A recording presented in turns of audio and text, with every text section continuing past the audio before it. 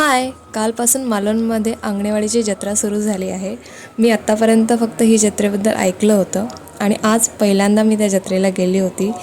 कारण माझं सासर इथेच आहे मालवणमध्ये, त्यामुळे आम्ही रात्री आमचं वर्किंग झाल्यानंतर आम्ही 9 ते 10 वाजता निघालो आणि दर्शन घेण्यासाठी जवळजवळ आम्ही 1-1.5 तास लाईनमध्ये थांबलो. कारण 9 ते 12मध्ये काहीतरी त्यांनी दर्शन बंद केलं होतं. जवळजवळ 12:30-1 नंतर त्यांनी पुन्हा चालू केलं आणि 1 वाजता जेव्हा लाईन ओपन झाली तेव्हा आम्हाला 5 ते 10 मिनटात दर्शन झालं आणि इतकं छान वाटलं. देवीचं ते रूप बघून इतकं मन प्रसन्न झालं ना, शब्दात नाही सांगू शकत.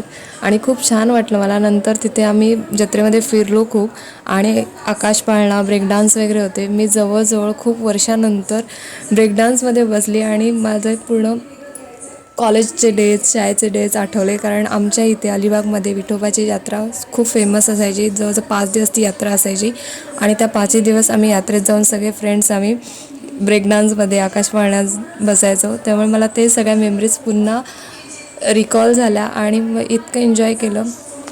मस्तपैकी दर्शन घेऊन सगळं फिरून एन्जॉय करून आम्हाला जवळजवळ घरी यायला 4 वाजले आणि 5 वाजता आम्ही झोपले. लगेच मला उठायचं पण होतं, वर्किंग